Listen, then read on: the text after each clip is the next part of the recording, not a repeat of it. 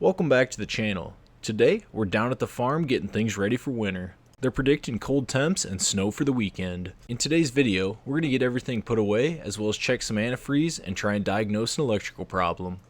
So first things first, we got a generator down here right now and some temporary lights wired up.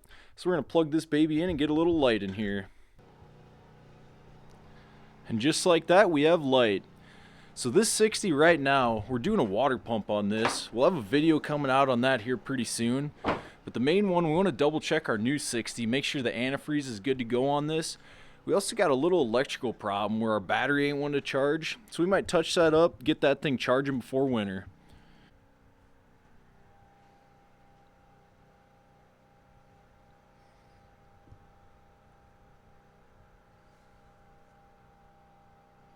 Looks like we're good for negative 22 degrees. Let's go, bring on winter. So as you can see, it's fairly muddy down here. We've got a decent amount of rain that came rolling through. So it kind of slowed up corn harvest for now. But around here, bean harvest is about done.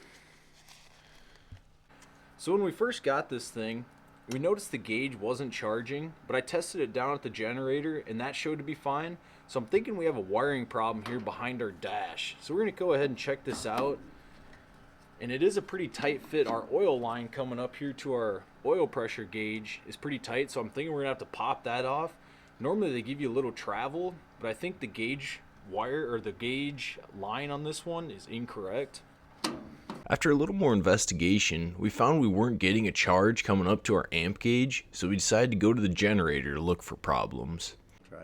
This is our voltage regulator here. This controls how much output the generator puts out as far as voltage that goes to the battery. There's a set of points right here you'll see that make contact, and there's also a set of points here controlled.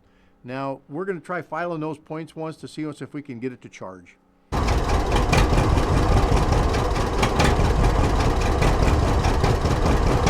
So the generator is producing power, but it's not enough to keep the tractor running. So we're gonna do a little more investigating on this probably another day. So this is the 5660. We finally got this all tucked in here next to the A, the other A, and then back there is the old 70. One thing we might be throwing on, we got a 45 loader for this 60 that we might be putting back on it for winter to help move a little snow. And the weatherman was right, look at this.